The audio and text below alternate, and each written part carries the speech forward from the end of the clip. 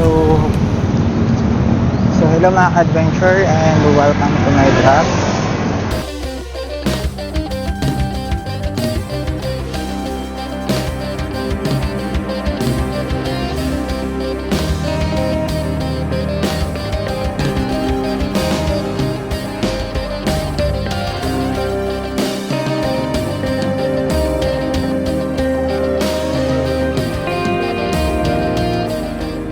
Sakay mga ka-adventure ako ng isang bus galing Buendia at hapon na nang narating ko ang bayang ito.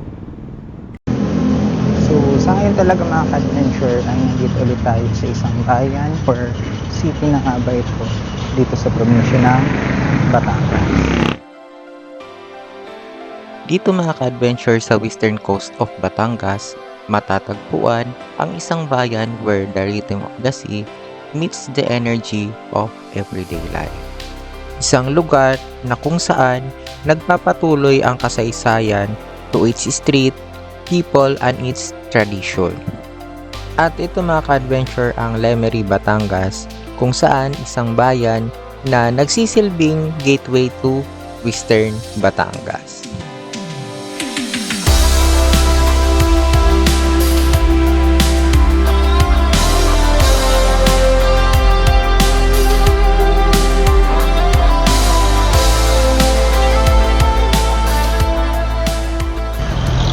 So dito tayo ngayon mga ka-adventure sa Palanas Bridge.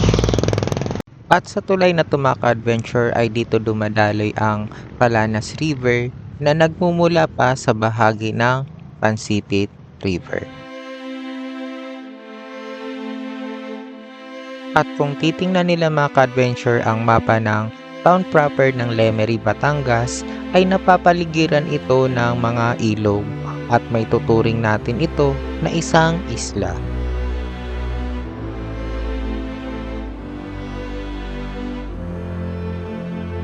At ang Barangay Palanas mga ka-adventure ay isa sa barangay na madadaanan nila papasok ng town proper ng Lemery, Batangas kung saan dito matatagpuan ang iilang residential communities and small commercial establishments.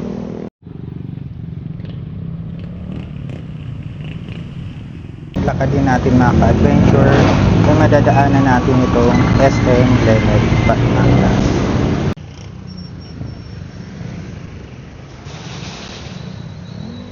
Isang patunay mga ka-adventure na ang bayang ito ay patuloy na lumalago at naging important trading center ng kalapit na bayan katulad ng Taal, Balayan, Agoncillo, and Calaca City. Sabi mo talaga mga ka-adventure na sobrang busy ng kalsada dito sa Lemery, Batangas. Sabi nga mga ka-adventure, walking to its busy streets offers a genuine glimpse ng araw-araw na buhay ng mga Batanggenyo. At bago pa man natin mga ka-adventure makilala ang bayan ng Lemery bilang isang busiest commercial hubs, ay bahagi ito mga ka-adventure ng bayan ng Taal, Batangas.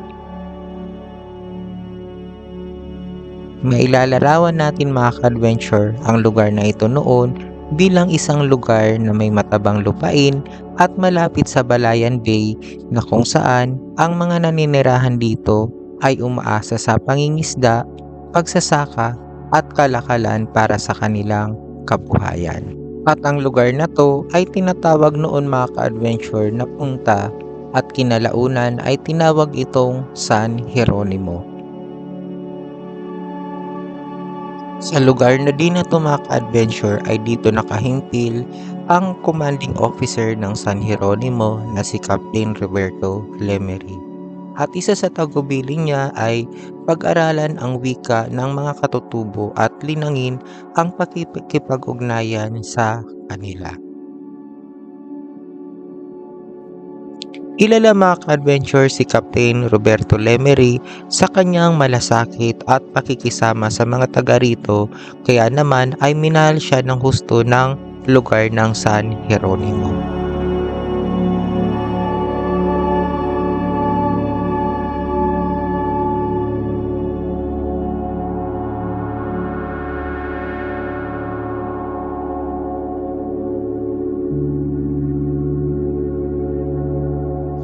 At dahil sa pangyaring yun mga ka-adventure, kaya hiniling ng mga taga rito sa lugar ng San Jeronimo sa kanilang parish priest na palitan yung pangalan bilang Lemery in honor of Captain Roberto Lemery.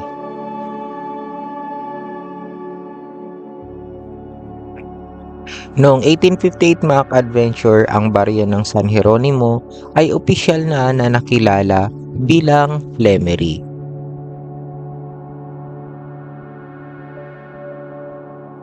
Noong 1862 mga ka-adventure, ang Lemery was separated from the municipality of Taal na mas kilala na natin ngayon bilang Lemery, Batangas. Noong 1904 mga ka-adventure, panahon ng mga Amerikano, ay naibalik ito sa pamamahala ng bayan ng Taal. Subalit mga ka-adventure, sa bisa ng Executive Order 1549 ay naging isang independent ulit ito na municipality noong 1907. Ngunit mga ka-adventure, ang kasaysayan ay isa lamang kabanata ng kwento ng Lemery. At sa ngayon mga ka-adventure ay samahan nyo ako na tuklasin natin kung ano ang nagpapasigla sa bayang ito ngayon.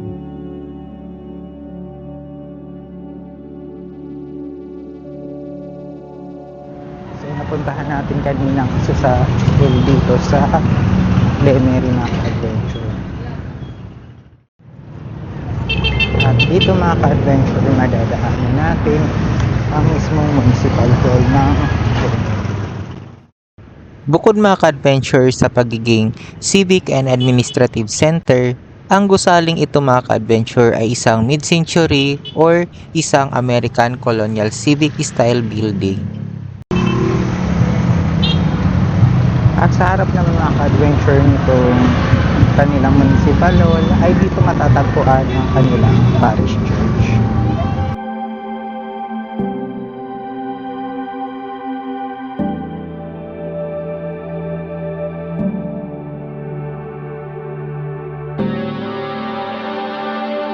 Nag-umpisa mga ka-adventure ang construction nito noong 1867 under Augustinian priest Father Jose Martin.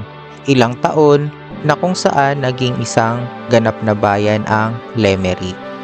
Natapos mga ka-adventure ang construction nito noong 1880 at mailalarawan natin mga ka-adventure ang original na itsura nito na nagtatangkok ng isang magarbong harapan na isang Baroque architecture na may Twin Bell Tower.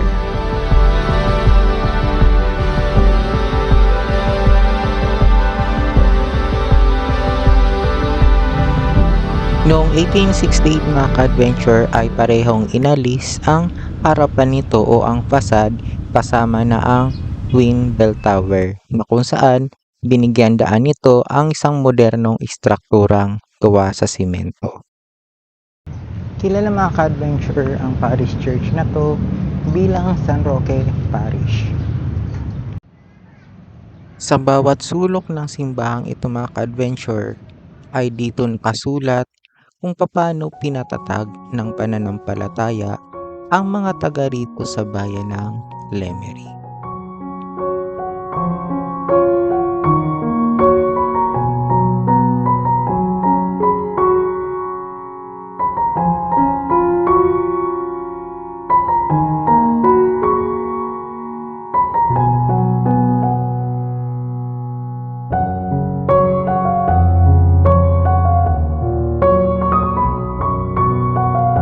Masasabi mo talaga mga ka-adventure na halos lahat ng structure dito sa bayang ito ay halos modern na ang mga pagkakagawa.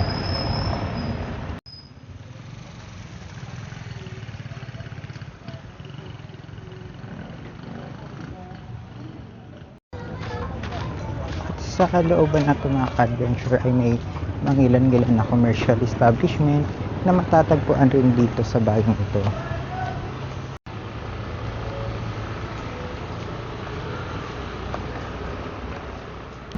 Dito kasi sa lugar na ito mga ka-adventure ay dito matatagpuan ang public market ng Lemery.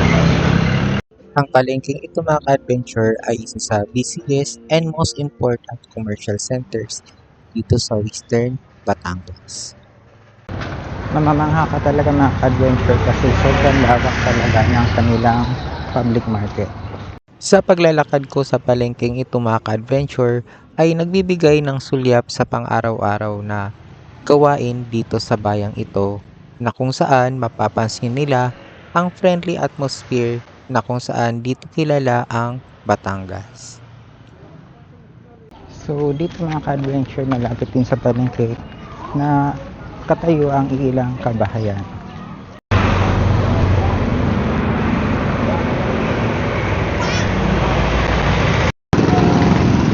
So ang laki talaga ng hospital na to mga ka-adventure.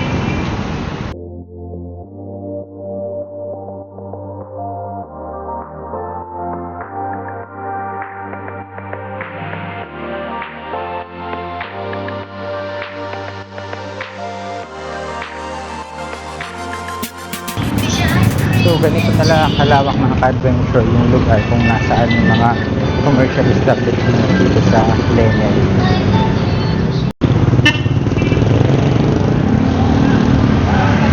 Pero pang normal talaga mga ka-adventure sa ganito buhay sa probinsya na pagdating ng mga dapit hapon ay unti-unti na nagsasara ang mga ilang business establishments.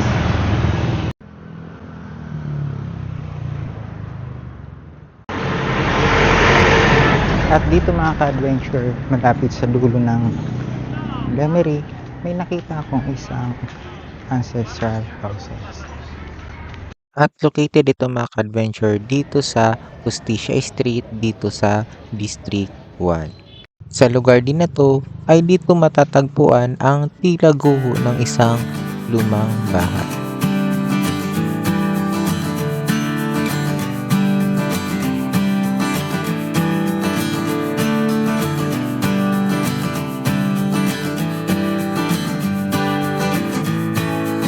At sa dulo nito mga ka-adventure ng lugar na to ay dito matatagpuan ang Pansipit Bridge na kung saan dito dumadaloy ang Pansipit River. Ang ilog kasi na ito mga ka-adventure ay nagmula pa doon sa mismong Taale. Isang ilog na kung saan isang tila daan papunta sa lumang bayan ng Al na ngayon ay San Nicolas, Batangas. At ang tulay na ito mga ka-adventure ang naghihiwalay sa bayan ng Lemery at Taal na kung saan kapag tinawid natin itong tulay na to ay ibig sabihin nasa bayan na tayo ng Taal.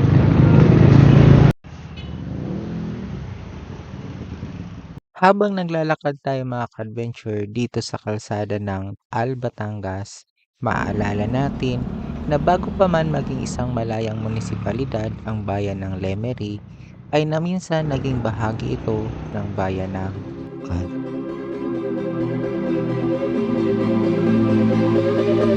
At sa pagtatapos ng ating vlogs dito mga ka-adventure sa bayan ng Lemery, masasabi natin na ang bayang ito ay hindi lang basta gateway to Western Batangas, kundi mga ka-adventure ito isang lugar na kung saan ang kasaysayan, culture, pananampalataya, and everyday life come together in a truly unique way. Mula mga ka-adventure sa walang kupas na kagandahan ng parish church nito hanggang sa masiglang kapaligiran ng public market at ang payapang baybayin ng Balayan Bay, ang bayan mga ka-adventure ng Lemery ay may kwentong naghihintay na natutuklasan natin sa bawat sulok nito.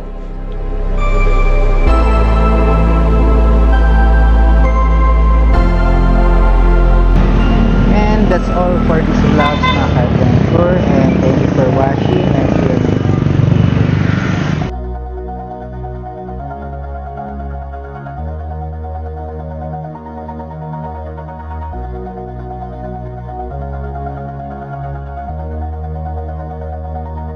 All this time